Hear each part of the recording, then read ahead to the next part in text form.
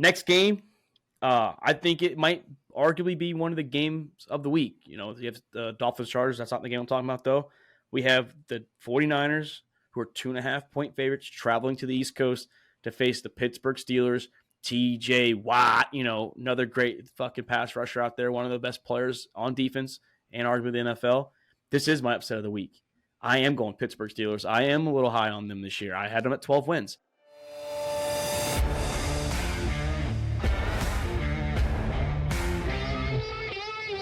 All About the Balls podcast with Mark Davis, Chris Meinhardt, Luke Rule, and Nick the Doc Skirkowitz. Welcome to All About the Balls podcast. I'm Mark Davis. I'm in the Sack House. I'm joined alongside Chris Meinhardt, Luke Rule, and of course Nick the Doc Skirkowitz. Boys, we're coming off Labor Day weekend. I know some of us had fantastic Labor Day weekends. I know two of you were on vacation. Chris, I know Louisiana was not a good place to be over the weekend. How was it? Sorry about the Tigers. Florida State put the hammer on y'all. How are you feeling coming out of Labor Day weekend? Hey, you know what? Tough loss right there. Embarrassing loss for LSU. Hey, got to move on. We still have a chance to make the playoffs. They can do it. Hey, it is what it is. But the visit to Louisiana was great. Ate some great fucking food. Sad to come back. The drive was rough, but hey, we're here. Was the kid better this time on this drive back? They were both way better. I mean, I did wake up at 1:00 in the morning to drive, so we made the drive while they were sleeping. But it's a good time. Hey, it was fucking worth it. I do red-eye flights when I fly to Florida so that my daughter sleeps. But Luke, I know you had your mom and sister in town. Y'all were out around Tennessee, fucking seeing the city. Nashville. But, hey, how are you doing? Big win for UCF, too, over Kent State. 1-0 in the Big 12 era. How you doing, my friend? Yeah, it was a great weekend with the family. It was nice seeing them, getting to explore, show them Nashville and Clarksville, the Fort Campbell area. So it was a good time. But also a great weekend of college football. I enjoyed UCF's warm-up game. They looked pretty solid. I mean, still some stuff to clean up. But it was good for them. Good warm-up game. And Doc, I know you were in Wisconsin. I saw the tag there. It looked like you shot a 75. Me and Riz still don't believe it. We were on the phone. We didn't believe it at all when we did our fantasy draft. We had a different draft, me and Riz. But big win for Florida State. We didn't think you were going to watch the game. You said that it was questionable, but it turns out you did watch it, dude. Big win. How are you feeling after this weekend? Oh, dude, unbelievable. I really didn't think I was going to be able to watch it. It actually worked out that I was able to watch it. But yeah. Best game of my life in golf. Had 3 witnesses on my team. My brother and his friends still don't believe that I had that score either, even though I had 3 people witness it on my foursome. But, it is what it is. Yeah, and hey, we will talk more college tomorrow. This is the NFL episode of Week 1. So just dive in because we came off college weekend and all our teams won besides Chris. Texas struggle-ish a little bit on the offensive line against Rice, but second half picked it up. We have a big game. Did you guys lose by 21, though? No, we did not. I think we won 37-10 or whatever. We're getting ready for Alabama. That's the big game. Let's say we'll dive into this tomorrow. But boys, the time we're recording this tonight, fucking 2 nights away. We are 2 nights away from the Detroit Lions visiting the Super Bowl champions, Kansas City Chiefs. And speaking of those Kansas City Chiefs, boys, looks like Chris Jones is still not going to be there. And big news coming out of the offensive side. The best offensive weapon, the guy I chose to pick for Offensive Player of the Year, Travis Kelce, had a hyperextension on his knee. They believe his ACL is intact. They're going to be doing more testing tomorrow. So today, when you listen to this, super swollen, boys. How are we feeling, man, with this Kansas City Chiefs team? Just a couple days before the season. Yeah, big L's to all the fantasy owners that fucking drafted him top 5 pick, Thought they were going to get a leg up to all the other tight ends. Hey, they're going through it right now. I mean, I think regardless what happens tomorrow, the outcome of the test, I think they're still going to sit him.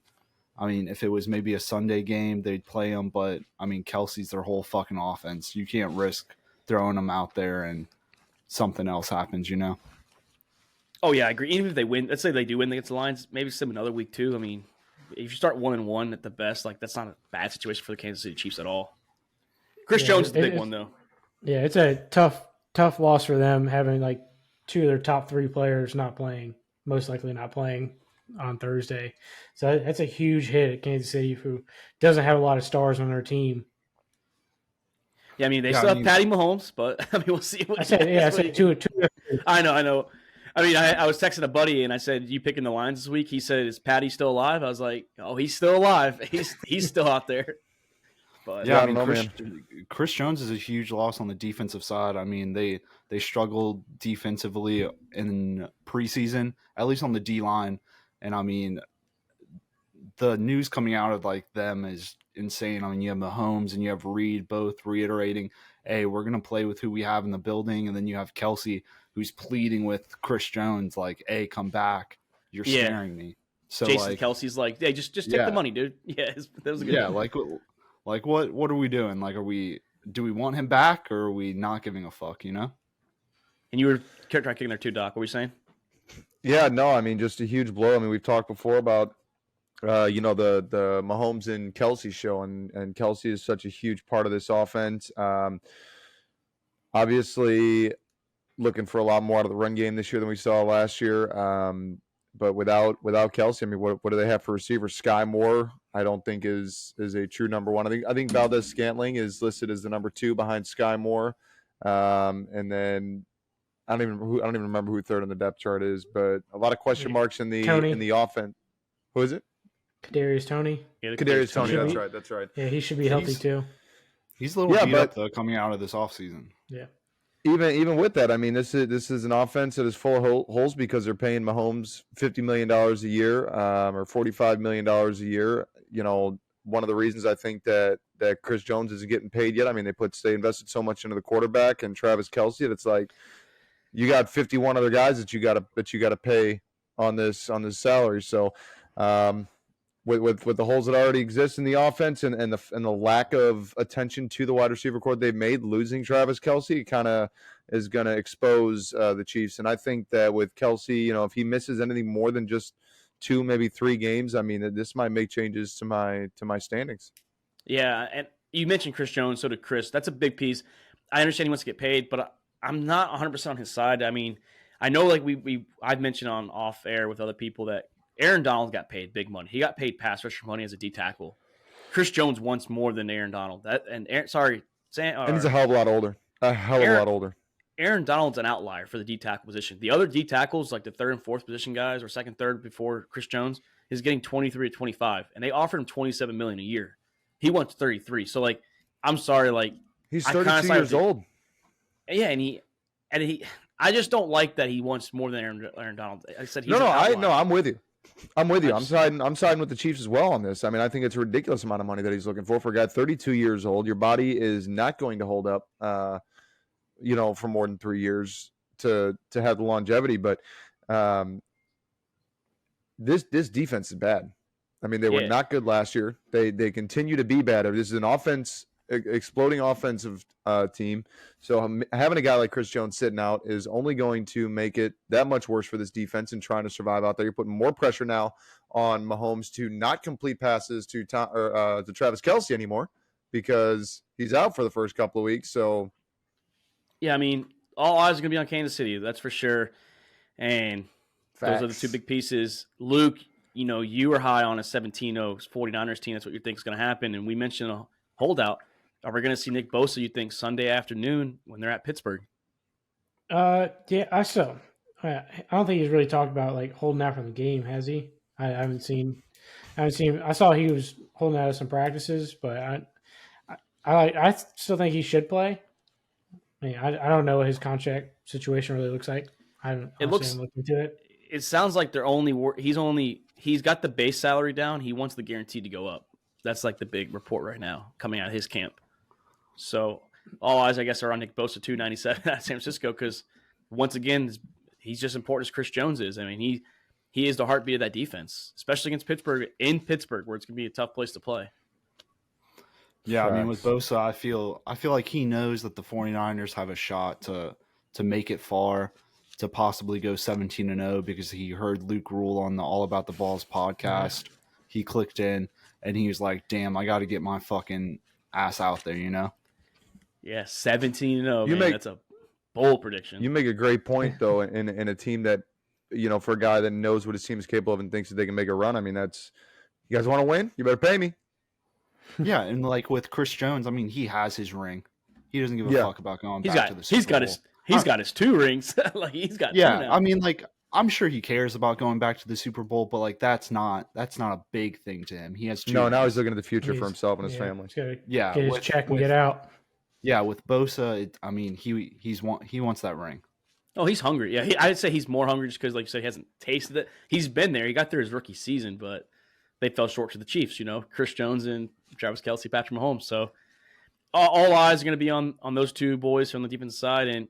And Chris, you mentioned T.J. Hockenson. He set the market for tight ends. So now the new tight end market is just skyrocketed with old T.J. Hockenson out of Minnesota.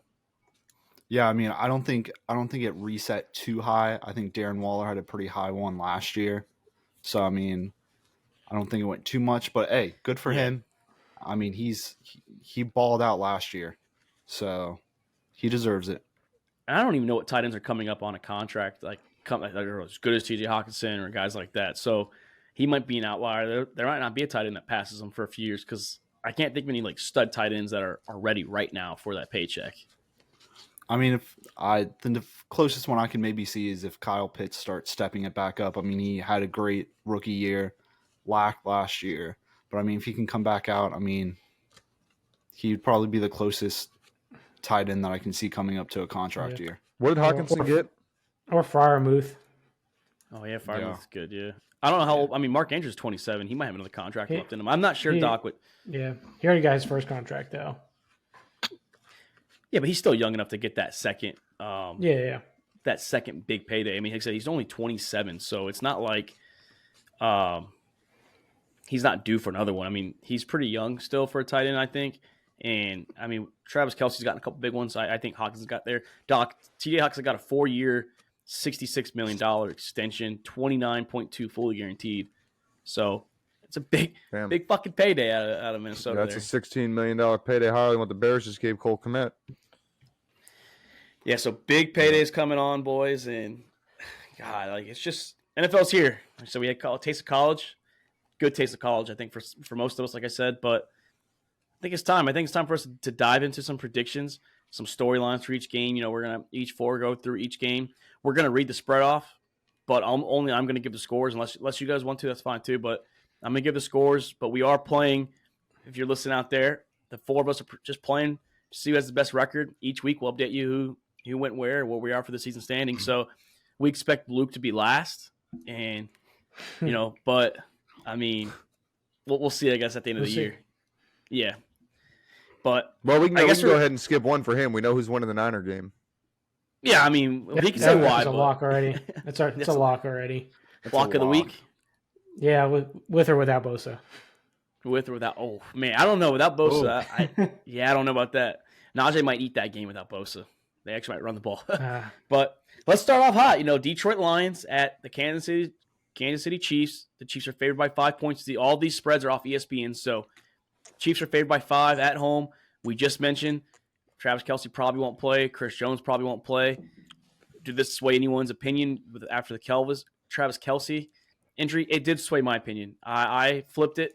If Kelce plays and he's healthy, yeah, give me the Chiefs. But I don't think he's playing, so I'm going Detroit. I think that the Lions offense is pretty good. I think their defense is going to be a lot better. They invested on that defense in the free agency and during the draft. So I'm going to go Chiefs. I'm going to go Lions 27-24. I think it's going to be a close game in Kansas City. Also a lot of distractions, revealing the banner too. So got the Detroit Lions 27-24, boys. Yeah, Mark, I'm with you on the taking Detroit over Kansas City. I think it's probably a little bit lower scoring game than that. I don't have a score for it, but I think it's like 21 to 18 at most. So close game, but I think it's going to be low scoring. I like Detroit's defense, and I think they got a pretty solid offense. So, yeah. I like to see how Gibbs plays as well as his first game. That's true, too. Yeah, I mean, the Lions' defense definitely improved. You have Patty Mahomes with the ball. I think they still win. I think they cover the 5-point spread. I'm going 31-24 Chiefs. That's what I had originally, but then I flipped it to when I saw no Kelce. If Mahomes is in the game, you can't.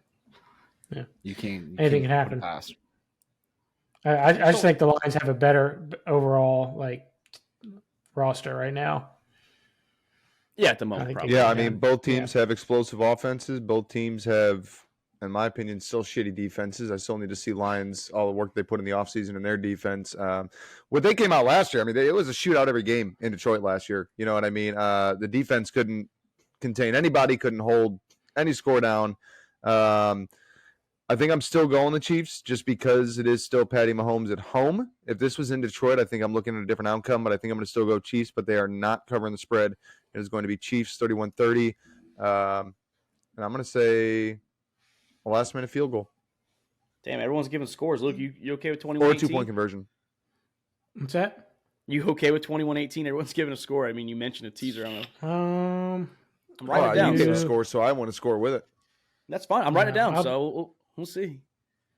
We're still going straight up though. Straight up is how we're doing records, but we're giving we'll give the spread though. We'll give what we think for the viewers. I'll do 21-12. 21-12. Chiefs scored. 12. You got the Chiefs scoring 12 points. Yeah. Four field goals? What's that? 4 field goals? Yeah. Fuck it. Bucker, if you got Bucker in fantasy, that's a big week for your kicker. I do have Bucker in fantasy. You know it ain't going to be a safety without Chris Jones on that defense. God. Hey, but we are split. 2 on the Lions, 2 on the Chiefs. Moving on. Bryce Young, number 1 draft pick from the Carolina Panthers, traveling to the division rivals, my Atlanta Falcons, another rookie stud, Bijan Robinson. And this is not because I'm a homer, not because it's my team. I think the Falcons win 23-20. I think we control the clock. We run the ball. We're going to settle for some field goals. I think Ritter's still going to look solid.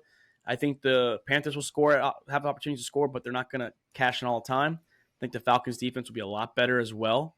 Like I said, they're going to make some stops there. I think the Lions are going to – the Panthers, are going to be a little more aggressive on offense. So instead of selling for some field goals, they're going to go for on 4th down, and they're going to fail. I think the Falcons, like I said, control the clock with the run game, with the short intermediate passes. Give me the Falcons, 23-20. Also, the Falcons are favored by 3.5, so they don't cover the spread, but give me Falcons 23-20.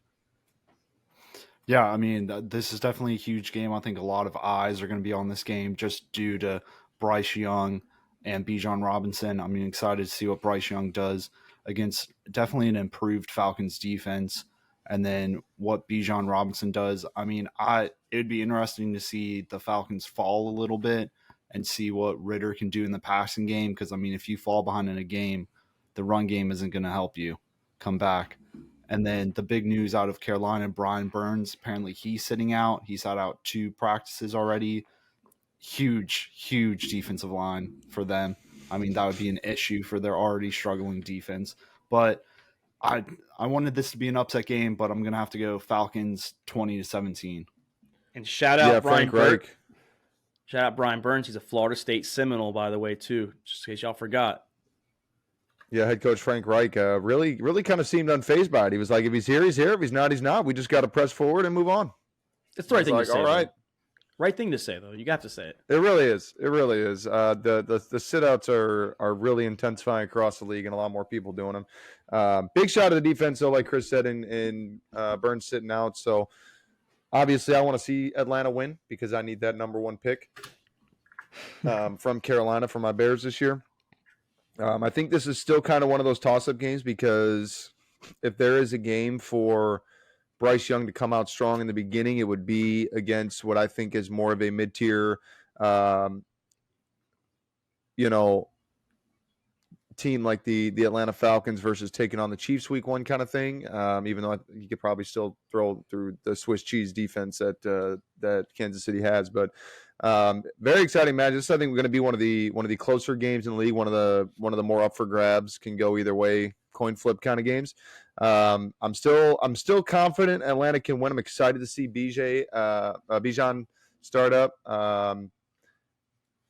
Interested to see what happens with him and Algier. Do they, Bijan's listed as number 1, I think, on the depth chart, right? The depth chart. I haven't seen the depth chart officially come out, but I wouldn't be surprised. I've been busy today. But either way, with Algier being a 1,000-yard rusher last year, I mean, 2 huge offensive explosive weapons in the running game, and then you also still have Cordell Patterson, who's back this year. So another guy that you can use in a lot of versatile ways for this offense. Just going to be really on Desmond Ridder to come out, control the pace of the game, control the tempo, and make the plays that he needs to make because you can't rely on the running game 100%. So it's going to be interesting. But I'm going to take Atlanta, and I think that this is going to be – I'm going to go 24-21 Atlanta. Dang, no one's got the spread so far. Luke, what you thinking? I think I'm going to take you up on the spread, Mark, but I'm going to go 14-10 Atlanta. Low-scoring game, but I think Atlanta gets it done. I don't think this will be Bryce Young's welcome to the NFL moment, I think, with facing Atlanta's defense. Dang, Luke, you are high on some of these low-scoring games so far. Yeah. I mean, I can understand this more. First week. If there's a low one, though, I think it's that one. If there's a low one, I think it's that one. Yeah. Yeah, I mean, if they control the clock and they don't score, I mean, you're just wasting time. And like you said, if you're not scoring, then the game's I think it's going to be a lot of – Nothing gets by you, John Madden. If you don't score, it's a low-scoring game. Damn right. I think the ball's going to be on the ground a lot. So I think the ball's going to live on the ground, yeah. Yeah. Yeah. So we're all on the Falcons. God, I hate seeing when all four people pick the same team. It's scary when you have that. Moving on, the Houston Hard Texans. when you're playing Carolina. Yeah, another rookie, Houston Texans, C.J. Stroud, number 2 overall pick, traveling. Tough place to play to start your career. The Baltimore Ravens. The Ravens are favored by 10 points. And you know what? I'm with Vegas on this one. This is my biggest blowout of the week.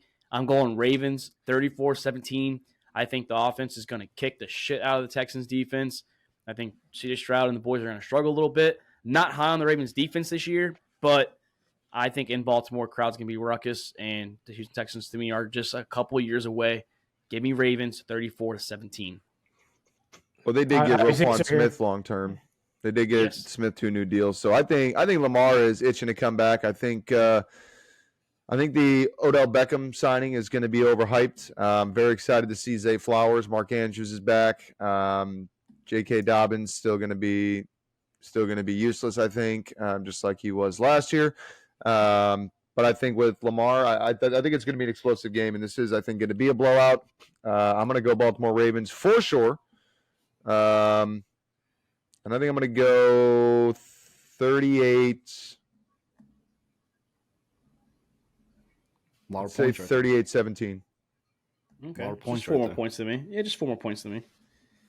Yeah, no, this is my lock of the week. I mean, I'm excited to see C.J. Stroud. I mean, he did have a rough preseason, and it's not going to get any better. Unlike you, Mark, I do think the Ravens secondary is still pretty nasty, even losing Marlon Humphrey. I mean, they got Patrick Queen and Roquan Smith and the linebacker that C.J. Stroud still has to worry about. They have Marlon Humphrey. And also, they have Humphrey. They lost Marcus Peters. Marcus Peters, that one. Humphrey's not playing this game, though. He's not? No, he's probably going to miss the first couple of weeks. He had that surgery. Yeah. Right. But I mean, I'm excited to see Lamar Jackson under Todd Monken too. Air it out. Let's see how Lamar does. But like I said, lock of the week. I mean, I think Ravens cover. I go 30-17. Yeah. So I'm taking the Ravens, but I'm going to go 28-7 on this one. A little bit more low scoring. I think Lamar's going to try to prove himself coming out, light it up. Ravens usually start off season strong, anyways. So I like that. Defense, I think, to be a little more solid than you guys think. Kyle Hamilton was All-Pro safety last year, one of the top-rated safeties on his rookie year. I think his second year is going to be even better. It's going to hurt not having Humphrey out for this game, but I think we're not losing too much playing the Houston's offense. So yeah, I think you don't need much. You don't need much. I think our linebackers and D-line are going to eat on the fucking offensive line of Houston.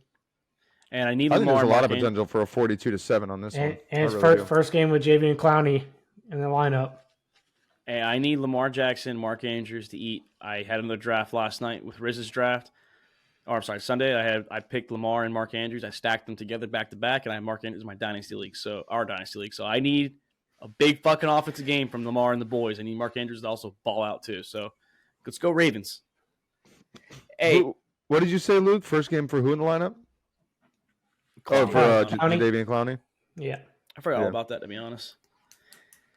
So next game, the Battle of Ohio. The Cincinnati Bengals, who are the 2.5-point favorites, traveling to Cleveland Browns. This is the first full starting year with Deshaun Watson. I know he looked a little sluggish last year. Even preseason looked a little iffy. I wanted to pick Cleveland. I know Cincinnati lost week 1 last year to Pittsburgh Steelers, so Them losing week 1 wouldn't be a surprise, honestly. They're still a talented team, but traveling at Cleveland, it's tough. But I'm going to ride with Joe Burrow. I'm going to ride with the Bengals, a high electric offense. I think the defense will be a little better than we're thinking, and they lost those safeties. I'm going a close game. I don't think that the Bengals – I do think the Bengals will cover the spread. I have them winning 24-20 over Cleveland. Give me the Bengals. Yeah, like you said, Mark, Battle of Ohio right here. We'll see it. I mean, I think the spread is just so low just because, I mean, Joe Burrow's injury concern, Watson, what he did last year in this preseason.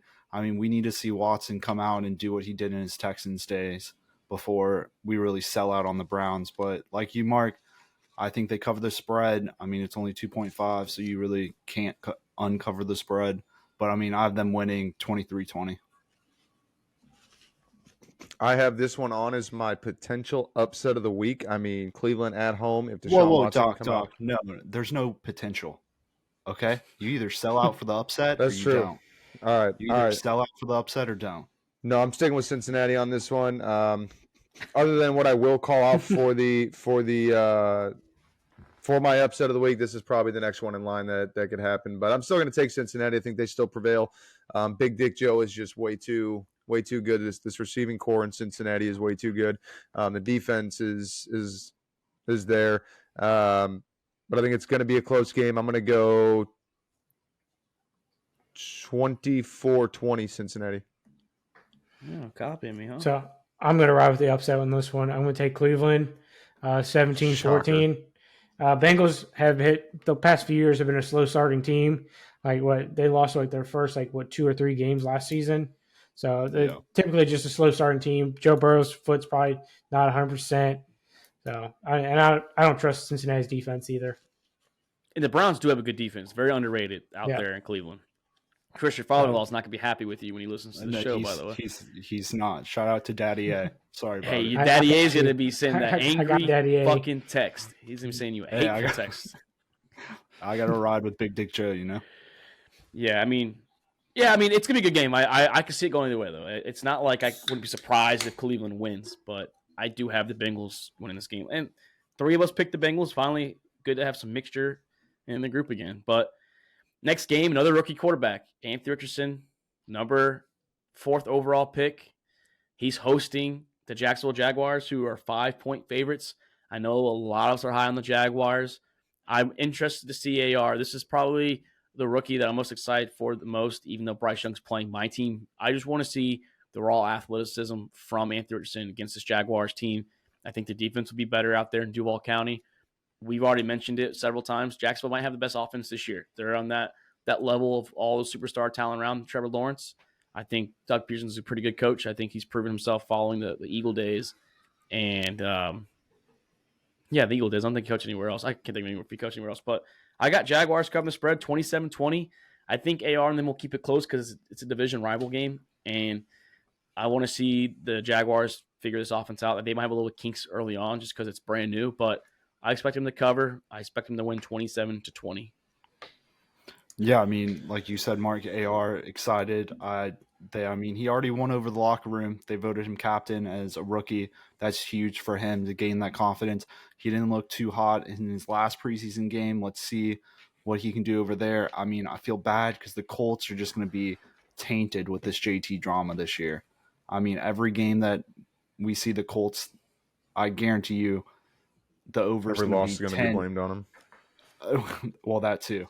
Well, they already blamed the 4 losses on him. It sounded like. We're going to hear about JT all through the broadcast for the Colts. But, I mean, T-Law, new weapons, Ridley and Bigsby. Excited to see how they get into the offense. Ridley's just been looking phenomenal. But I have the same thing, Mark. Jags cover 27-20. And I don't know about you. I won't be hearing them talk about JT because the only time they'll be on my TV is on Red Zone. I won't be having that game on my TV for a long term. That one might be on my little iPad, you know? I might have to pull out the second iPad because, I mean, I am interested to see what AR does. Yeah. Doc, Luke? Yeah, also interested to see what AR does. The absence of JT. Jacksonville's a sneaky good team. They made a lot of great moves in the offseason. Defense is looking solid. Calvin Ridley, I think, is a big pickup. They've got a pretty solid receiving core down there in Jacksonville. ETN I mean, running game looks pretty dope. I'm taking Jacksonville over Indy on this one. I'm going Jacksonville 27-14. Yeah. 27-17. 27-17, excuse me.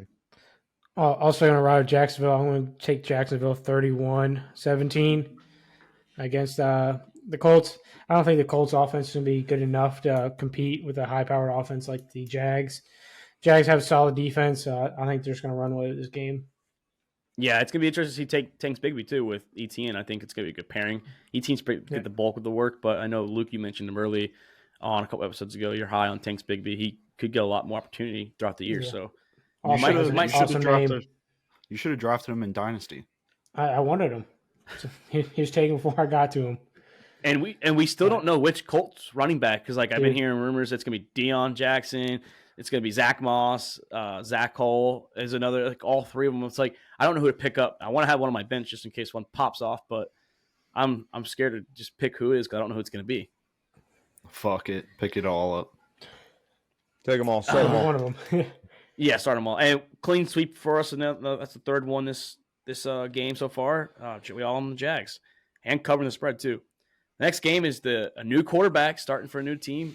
His fourth team now. Baker Mayfield and the Tampa Bay Buccaneers are heading to Minnesota to travel to face Kirk Cousins and the Minnesota Vikings. The Vikings are 6-point favorites.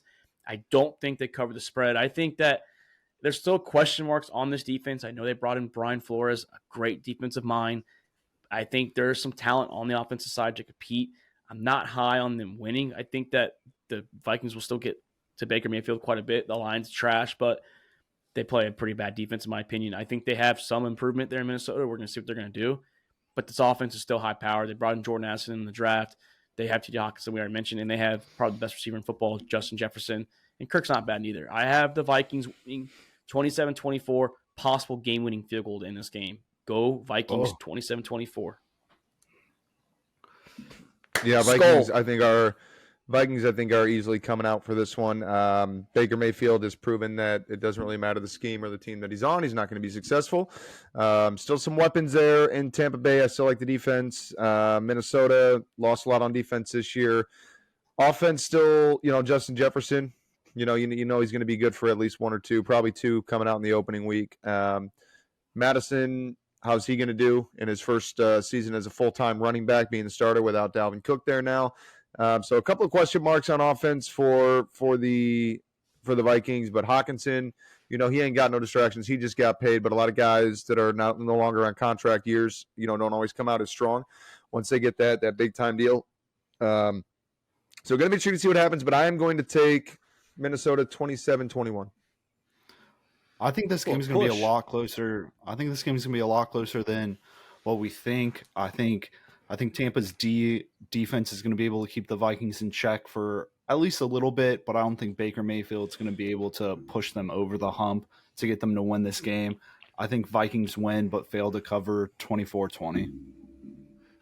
Yeah, I'm riding the Vikings here too. I don't think this is going to be one of Baker's 10-plus wins or 9-plus wins this season. I think it's going to be a pretty competitive game still. I got Minnesota 28-21. So I'm also going to go Justin Jefferson 2 tutties just because I have him in fantasy. And I think he's going to show pretty big. Hey, I'd love that. Two tutties for JJ. But close game. I think Minnesota's going to have a game-winning touchdown drive to win the game. Luke's the only one that has the Vikings covered. Doc has a push. And real quick before we move on, the Bucs' big news out of there is Mike Evans says if they don't have a contract extension by Saturday, the day before the game, the contract talks are done for the year. Most likely means he'll be traded by the deadline or he'll be out after the season. So their probably best all-time receiver is going to be gone, most likely. Yep. So that is tough. It is tough. It honestly is. I mean, he'd be good on some I think Baltimore would be a good team for him. Honestly, they would need a big receiver. He can reel in some of Lamar's throws. I'm not lying. I'd be honest. A team like that would be huge for a Mike Evans Super Bowl team. Not Super Bowl. Yeah, it would help them progress. But let's progress on our show. We have the Tennessee Titans, Ryan Tannehill, Derrick Henry, and DeAndre Hopkins, a new trio out there in Nashville, traveling to Chris's team, the New Orleans Saints. Derek Carr, new quarterback in charge there. We're going to see if Michael Thomas can stay healthy. No Alvin Kamara this game, so we're going to see what the running game is going to be like. Also, Saints are favored by 3. I think the Saints cover. Little low-scoring game. I think the Saints win 24-17. I think the Titans' defense is still a little underrated if healthy. I think they will have some highlight plays on offense, but not enough plays on the Saints' defense. I think they're pretty good. So I'm going to ride with the Saints by 7. Yeah, I mean, Carr's first game in the Dome. You mentioned it. AK suspension. I mean, Kendre Miller, a rookie, he's already questionable with that little hamstring injury, of course. So the run game, I mean, it's going to be Jamal Williams' game, and then whatever fucking rookie, or not rookie, but practice squad running back wants to step up. I think the Titans are strong against the run, but I think the passing game is going to open up with Derek Carr, with all the weapons he has there, with Michael Thomas and Chris Olave.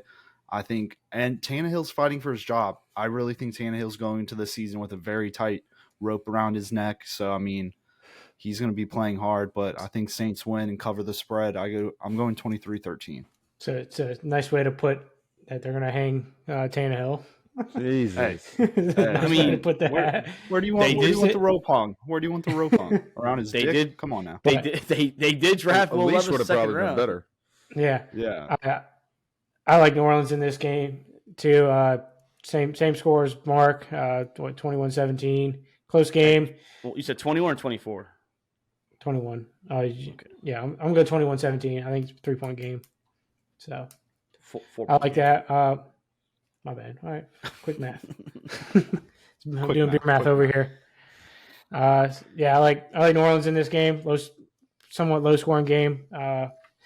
Be interesting to see how Tannehill plays with Hopkins. See if they're on the same page yet or not, and if Derrick Henry still got it in the tank. Yeah, I think New Orleans, Derek Carr, very exciting to see him come out. First game with Thomas and Olave. I really like the offense on this team. I'm going to like them a lot more when AK comes back. Defense is rugged and can get under your skin. I've seen it myself when the Saints played the Bears in the playoffs and got our guy, baited our guy into an ejection in the first half of that playoff game. So,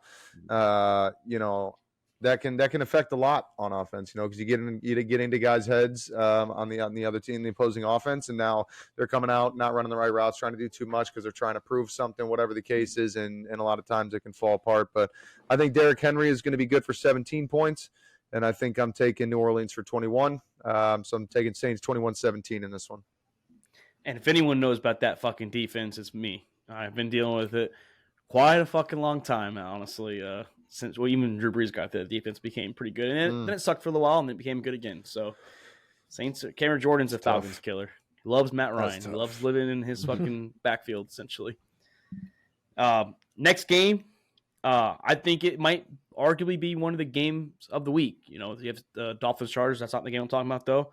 We have the 49ers, who are 2.5-point favorites, traveling to the East Coast to face the Pittsburgh Steelers. TJ Watt, another great fucking pass rusher out there, one of the best players on defense and arguably the NFL. This is my upset of the week. I am going Pittsburgh Steelers. I am a little high on them this year. I had them at 12 wins. I think the Niners bounce back from this game, though, and they'll go on and get many wins. I said I had at 13, so this won't kill them. I do think, like I said, since the Steelers win, the Niners don't cover the spread. I'm going Steelers 24-21. It's going to come down to defense. I think there are going to be some opportunities to score, obviously, but the defense at the end will be big for the Steelers. They'll keep Brock Purdy and the boys on their ass, pretty much sitting on the fucking bench, because Brock Purdy is not going to have a good day out there trying to go against this defense. Go Pittsburgh by 3. Yeah, Luke, we can skip you. We know your projection here. Yeah, let me just run through real quick. San Fran, 28-21. End of story. Yeah, no, Mark, I really juggled this one. The Steelers have been the preseason team this year. They've looked phenomenal every preseason game they've played in. I really wanted this one to be an upset, but I couldn't do it. I really think the 49ers offensive weapons and their defensive weapons just overpowers the Steelers on both sides of the ball. I'm excited to see Brock Purdy in his second year. Was last year just kind of like a flash in the pan, Also, Pickett's also entering his second season, so hey, what does he do? But I have 49ers winning and covering 21-17. Yeah, I have no doubt San Francisco's coming in here and taking this one. I don't think this is going to be as close as the experts are making. I mean, obviously they know more than I do. That's why they only gave him a 2.5-point spread. But I don't think that's going to be accurate. I think CMC with the check down from Brock Purdy, who I don't think was all that impressive in what he did play last year with his individual numbers. But between CMC, Kittle, I mean, I think the weapons are definitely there. The defense is still great. Pittsburgh, I mean, hugely improved all around for this team. So, I think that they are going to have some success this season. I don't quite think 12 wins like you pegged for, Mark, but I don't think they're taking this one. I'm taking San Francisco 24-17. I guess two of us are alone so far. Luke's lone survivor on the Browns. I'm lone survivor on the Steelers. Two AFC North teams were lone survivors on. But moving on to the Arizona Cardinals. I don't think we know who's starting at quarterback yet. I don't think it even fucking matters, to be honest. I think they're dog shit, and they are 7-point underdogs traveling to the nation's capital, which really they play in Landover, Maryland. But the Washington Commanders were, like I said, 7-point favorites. And I have the Commanders covering that spread easily. I think Sam Howell is going to have I think he's going to have an electric game this game. I think it also helps he's playing against the Cardinals. But I think Scary Terry in the running game is going to be pretty good. I have the Commanders winning 31-20, and not even close, honestly. Yeah, I'm low-key actually very excited about this game. I mean, FedEx Field sold out, so I mean, a lot of other people are excited about this game. Cardinals are a mess. Sam Howell under Eric Bieniemy. Let's see how he does without Andy Reid, in his left pocket. So I have the Commanders winning and covering 24-14. Yeah, you guys pretty much nailed everything, and there isn't really a whole lot to talk about with Arizona. So we'll just save it for time. I'm going to take Washington 24-13. Yeah, I'm taking Washington too. So across the board, I think we're all going Washington. I think it's going to be a little bit lower scoring game, you guys think? So I'm going to go Washington 17, Arizona 3. Oh, Jesus only a field Christ, goal. dude. Only a field goal. Yeah, Wow. Matt Parker's going to 17 get his, points. and that's about it. And only That's a bold 17 move, points Con. from the Commanders? Yeah. Damn. Well, clean sweep again. And, Doc, this is a big game. I think this is the new era of this rivalry. No Aaron Rodgers. It's the Jordan Love Green Bay Packers traveling to Chicago, the 1-point favorite, Chicago Bears. Sorry. Justin Fields, DJ Moore. We're going to see what this running game is going to become. I know they got Khalil Herbert now, like I said, full-time starter with Foreman and Roschon, two Texas running backs backing him up. We'll see what this defense can do. I don't. If you're betting this game and you're using the spread, you have a set of balls on you because it's only a 1-point spread. So I'm going to go That's Bears. unbelievable. They're going to cover it. So 24-20. I think it's going to be close. I think both teams are going to come out. They're going to have some offensive big plays. But I think both defenses are going to make some plays as well. That's why it's a little low scoring. I'm going to go Bears 24-20. Go Chicago. Yeah, I mean, huge improvement for Chicago in the offseason. Bolstered the offensive line, filled a couple of holes on defense. Tremaine Edmonds, TJ Edwards, the defensive line. I mean, so much going on for this team right now. I'm very excited to see the Chicago Bears in the new way forward. I hope Jordan Love absolutely shits the fucking bed for the next 10 years. It's time for Chicago to take their spot back in this division over the Green Bay Packers. I'm not really psyched about anything for the Packers on either side of the ball. I don't think that they have a aggressively good football team in any sense. I have them actually finishing dead last in the division. But with all the improvements for the Bears, Cole Kmet got his long-term deal. He's locked in. I think that this is going to be the year of the Bears. I'm taking Chicago 24-21. Yeah, I'm riding with Chicago too, 21-17. Somewhat close game, but I don't think it's going to be a very exciting game. Yeah, Nothing about the Packers is very exciting.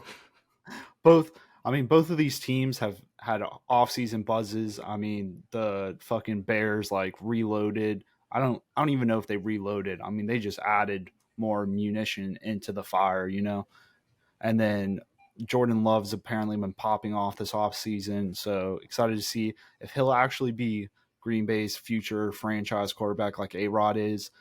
And, I mean, I have the Packers going into the Bears and upsetting them 23-20. Wow.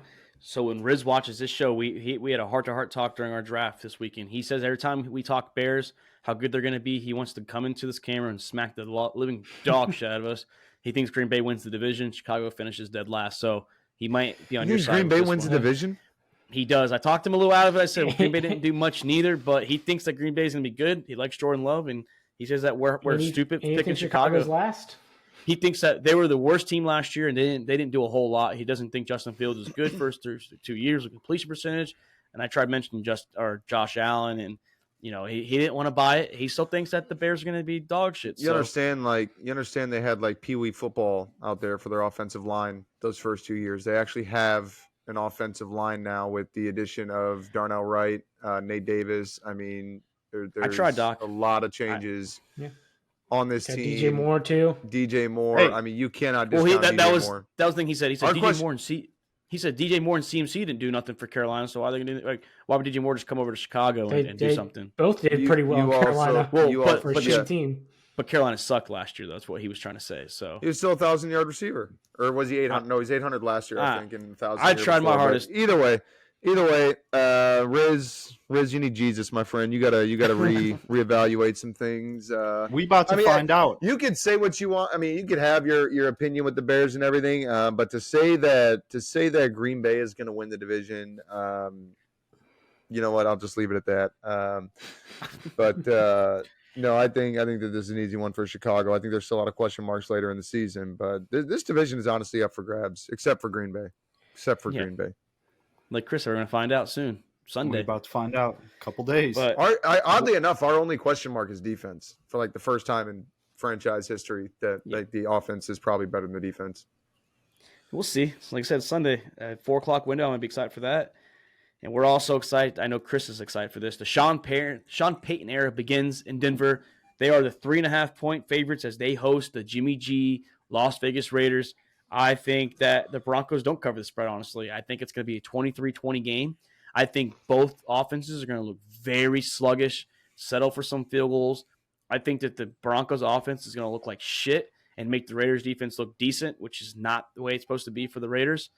I do think, though, the Broncos win this game 23-20, game-winning field goal out there in Mile High. Yeah, I'm right there with you. I think Sean Payton, this coming to Denver, I don't think is going to be as great as everybody thinks it is. I like Sean Payton, but we saw what Sean Payton was without Drew Brees, and it wasn't that much better. So I think I'm going to take Denver in this game, but I'm going to go 2017. I think it's going to be a very low-scoring, boring game. Derek Carr 2.0 or 1.5 is going to be playing in Las Vegas. I think it's going to be a very boring, low-scoring, typical Denver game like we saw last season. I mean, Sean Payton's first game and some new threads. I have to disagree with you, Doc. I mean, Sean Payton found out ways to win games with Teddy Bridgewater, Jameis Winston, and Taysom Hill starting. That is fair. I mean, I'll retract what I said. I'll give you that. Yeah. So I mean, I do think it's a big rebound for Russell Wilson. I think Sean Payton whipped him into shape. I think this is going to be a big win for the Broncos. Also, little news with the Raiders, like them restructuring Jimmy G's contract and opening up $14 million. I'm interested to see what they do with that. There's not too many big free agencies, if they even do anything with it. But that's some news out of Las Vegas. But I think Broncos get a big bang. Like I said, I think they cover the spread 30-23. Ooh, 30 They're giving the Broncos 30 points. I mean, the Raiders defense is bad, so Raiders are bad. So maybe Broncos played a lot of shitty defenses last year and scored 14 points. That's true. Yeah, so I think this game could really go either way. I think it's going to be a sloppy game on both sides of the ball for both teams. I think Sean Payton's going to figure it out how to get the win in, but I think it's going to be fairly low scoring, so I'm going to 21-17 for this. It's too inconsistent on both sides.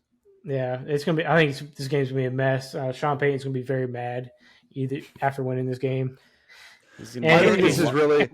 And he just told Russell Wilson to stop fucking kissing babies. So. Yeah, that was great. No, I think it's like you said. He whipped Russell into shape, and I think that like the sloppy play of this game and the inconsistency with the Broncos offense, I think is really what's going to be the eye opener. It's like, okay, now y'all really need to stop fucking around and start getting serious. And I think we'll see. We could hopefully see a stronger Denver team coming out after week 1. Prepare to have a lot of new logo from Russell Wilson. Just give us something new. He was told to stop kissing babies. Yeah. Stop being a politician is pretty much what he says. It ain't politics. He said, will you stop fucking kissing all the babies? You're not running for fucking public office. God damn, he don't like Russell, man. But I think he knows coming in. I think he knew coming in here, like Russell could be so good, but all the bullshit that's going on and kind of the distraction that are holding him back from succeeding again. And I think he's just trying to get him, focused up and trying to get him recentered. Just tell him stop being a fucking weirdo. Yeah, play the fucking game of football. That's it. And it sounds like he might need a lot of juicy fruit too, Chris. I know you know about that, but we'll see how much he's chewing on the game. Fucking hot on the sideline. Oh, Can't wait to see. He's Sean Payton fucking fired up. Hey, moving on, in a dome anymore. Yeah, he's not. He's gonna be fucking cold this year. High altitude. No, now he's just gonna get lightheaded doing it. Moving on, I think the game of the week for me, the Los Angeles Chargers hosting the Miami Dolphins. Chargers are favored by 3. This is the battle of the 2020 fifth overall pick and 6th overall pick. I think it's just been flip-flopped, but that's neither here or there. I have the Chargers in a push, honestly, 34-31. I think this is going to be a great offensive game from both sides. Both offenses are electric. We expect Keenan Allen and Mike Williams to last at least this week. So I think both teams will score big points, but give me the Chargers at home, 34-31. Yeah, Tua looks to improve and explode under Mike McDaniels for another season. Herbert's coming out of his big contract negotiation and getting it. So, I mean, I think this can be an offensive shootout. I think Chargers win, cover 35-31. Yeah, this is going to be an exciting game to watch. I think what the Chargers are doing offensively in Miami as well. I mean, this is definitely potential for a shootout here. I think both teams are extremely talented. My biggest question mark is Tua coming into this one. And is he going to be able to stay topside? Is he going to be able to keep his head off the turf and his belt from getting rung? Because I think he is one concussion away from his career coming to an end, which is a shame this early in his career. Normally you have this problem after 9 or 10 years, but still a great offense over there on that side of the ball from Miami. Chargers, very exciting. Herbert, like you said, came out, got his big contract. I think he is the one exception for, coming off of your contract year, getting that extension, that big deal, and playing like shit. I think he can be one of the exceptions to that. But I think that there still is some consistency issues with Herbert. So it'll be nice to see him come out firing. Hopefully he can make some connections. But I am going to take the Chargers in this one. I am going to go Chargers 31-28. I know me and Mark would not mind Tua just bombing it and getting touchdown over touchdown this week either. So on the other end, with Waddle and fucking Tyreek Hill, I mean. So why would on the other end, I do have Herbert in both the redraft and dynasty league, so I'm going to take Chargers in this and in a shootout. I'm going to go 42-35. I'd like that. So I'm gonna switch that up. I'm gonna take Dolphins 30-7. 30-7. I really hope not, because I would lose both leagues. Just kidding. Very quickly. Just kidding. But Jesus Christ, you gave a prediction for 45. You said 42. 42-35. Yeah. My God, this guy is either like sub 10 or plus 40. Some teams got to put up 40 plus this week, and I think it's going to be a Chargers. I think honestly, I think the Ravens are the closest potential for getting over 40. I think that they're going to come out and shit all over Houston. I think I'd love to see it. So yeah, they've done it before. They've done it with that offense before. I think they can come out and get over 40 easy against Houston. Yeah, they did it against Miami a couple years ago. I almost wanted to give 42-7 for that game. But yeah, I think it's gonna be a game of the week, boys. And next game, the Philadelphia Eagles, your reigning NFC champions, 4-point favorites on the road as they travel to New England. The Patriots will be honoring Tom Brady as they put him in the New England Ring of Honor. I am not sure if they're retiring the number. Everything I've been reading they haven't mentioned it. If they don't retire the number, honestly, I will say shame on New England. He is arguably one of the greatest of all time. He got them 6 fucking Super Bowl rings. So if they don't retire his number on Sunday, Shame on Robert Kraft. Shame on that whole franchise as a whole. But I don't think the Tom Brady effect being in that stadium is going to mean anything. I think that the Patriots offense is still a question mark with Bill O'Brien coming back. At least they have offensive mind calling plays. I think the Eagles offense and defense are just too much for New England, even in New England. Gave me the Eagles 27-17. They cover the spread. I think the Patriots defense isn't really a pushover. Eagles took very big hits on personnel on both sides of the ball. 2 new coordinators. I think this is going to actually be a very close game. I think Eagles win. I think they fail to cover. I'm going 23-20. I'm going to go for more high scoring game on this one. I'm taking the Eagles still, but 35-28. Yeah, I'm going Eagles as well. Patriots I think are making moves in the right direction. I don't think that they're quite there yet. Quarterback obviously is going to be a big challenge. Bailey Zappi got cut too, didn't he? Yeah, right now the Patriots have no backup quarterback at the moment. At least so a couple days ago. I think Zeke Elliott coming in. I think there's a lot of question marks for fantasy owners with Ramondre Stevenson. I think that Zeke Elliott coming in. I think Ramondre is still going to be obviously the number 1 running back in that backfield, but I think that Zeke is going to get a lot of the touches, especially in the red zone and touchdowns. I'm going to take Philly, though. I think it's going to be a no-doubter for him. I'm going to take him 27-17. Luke, you said 35-28, right? Yeah. Okay. Yep. So Luke, Chris is the only one that does not have them covering the spread. 3 games left on the docket, boys. The last 4 o'clock window game, Eastern Conference time. The Los Angeles Rams and all their question marks on offense and very young defense. Aaron Donald's still there, though. Traveling to the Seattle Seahawks. Tough stadium to play. 5-point favorite to the Seahawks. They cover 27-20. I think the Seahawks offense will be pretty good this week. I think the defense is going to look pretty good, too. Also helps the Rams. I don't know what to think of them. Seahawks 27-20. Yeah, excited to see what Geno does. Does he improve from last year? Last year a one-hit wonder to try to get that contract? The Rams, I mean, they're just a fucking mess. Sean McVay is trying to hold that team with duct tape right now. So I'm going Seahawks win. They cover 27-21. Yeah, I'm taking the Seahawks as well. I like this team, both sides of the ball, far better than I like the Rams. Aaron Donald's about really the only thing worth talking about right now. Cooper Kupp dealing with that hamstring injury, once again, re-aggravating it. So I don't, there's still question marks on whether or not he's going to play week 1. I'm taking Seahawks 24-17. Yeah, same thing. I think the Seahawks are going to light it up. I'm going to go Seahawks 28-13. No, I have no faith in the Rams offense at all. Same. Yeah, me neither. And Cooper Kupp seeing a specialist for his hamstring, so that's not good news if you have him in fantasy. So glad I did not get Cooper Kupp in any of my teams, especially Dynasty. Way to end the week, we have 2 electric primetime games. We have the Dallas Cowboys, 3.5-point favorites, traveling to the New York Giants. The Cowboys swept them last year, and I think they start week 1 with a win this year. I think they kick off the season 24-21. Don't cover the spread, though. I respect the Giants a little bit more than Vegas. I think they cover the spread. 24-21, Dallas goes to New York, wins this game. We see a good game from CeeDee Lamb. We see a good game from Brandon Cooks.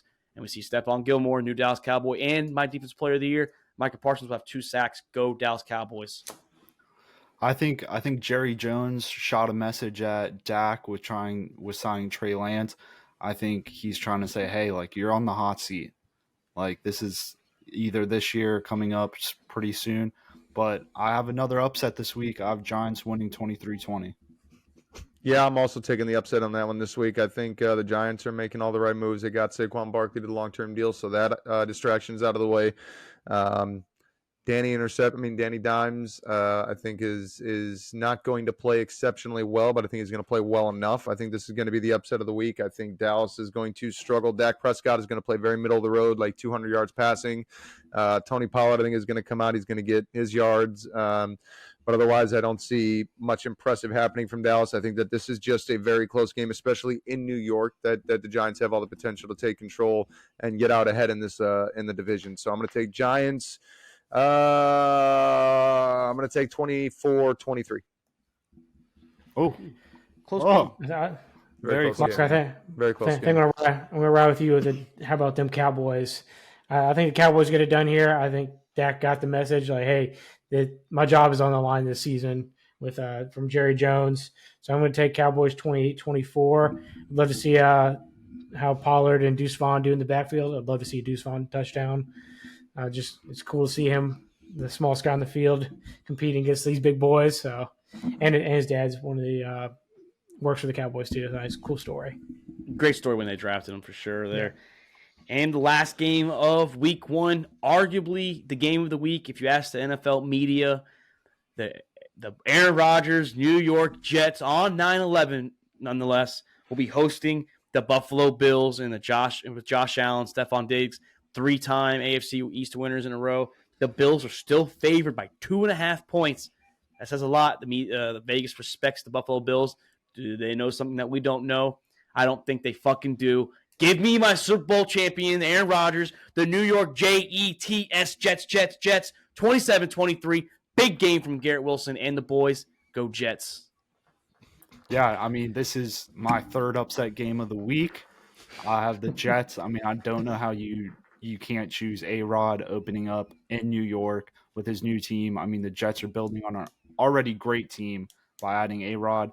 The Bills are making up for losing some key defensive pieces, which is just going to help A-Rod and Garrett Wilson just take it over. I have the Jets winning 23-20. Yeah, I think 9/11 playing in New York. I mean, New Jersey, but playing in New York. I think the Jets are going to come out. They're going to come out fired up, ready to take this one. Buffalo, still, I mean, Buffalo's having some issues. Lost a key piece on defense. I think that the Diggs saga is going to continue this season. I think it's going to start kicking out a lot earlier. Had a real hard time controlling the emotions last year and keeping his composure. And I think that, you know, they said that was all water under the bridge and they moved past that. I'm not so sure if that's the case. So I think that, you know, there's still going to be some issues there. James Cook and Devin Singletary in the backfield. James Cook showed out. Devin Singletary, who I thought was going to be a lock for the number 1, looks like he is going to be taking a back seat to James Cook. Excited to see Dalton Kincaid though start up for Buffalo. Really like that tight end. And then, I mean, Jets are just scary on both sides of the ball. I think that they have amassed a very, very special team so far this season. But I'm taking the Jets, and I'm going to go Jets 28-24. Yeah, the NFL scriptwriters couldn't write up a better storyline for this game. Jets 9/11, Aaron Rodgers' first game, King of New York. It's going to be a big game for the Jets. I got 31-24 Jets against the other New York team, the Buffalo Bills. Buffalo's going to fucking win. Not the other New York team. The only New York team. We're all on Buffalo, New York. That means Buffalo's going to win. Fuck, dude. But, shout out to Aaron Rodgers. He gave a fucking diss to Moderna at the U.S. Open. I don't know if y'all saw that. He took a picture out there supporting I can't say his name, but like Djokovic, whatever. He had his issue with Moderna and, you know, the COVID booster. They fucking took a shot. I guess like they blocked out the Moderna sign, essentially saying like "fuck you, COVID," essentially. So love Aaron Rodgers for that. Take a shot while you can. But boys, we have some fucking games here. We have some games where you picked all the same. I think as the year goes on, it's going to change a little bit. I'm nervous when we all pick the same team just because it just seems like upsets happen, I guess, or the opposite happens because the Bills are technically favored. So, but I'm excited for all our teams. You know, I think all 4 are going to win this week. All 4-0 start the season. It'd be nice. Yeah. Well, yeah. To be honest, I hope your team would lose, to be honest. But, yeah, I mean. I hope y'all lose too. But, go Bryce. No. Yeah, I mean, go Ryan Tannehill. Go D-Hop. D-Hop, man. Give me 3 TDs.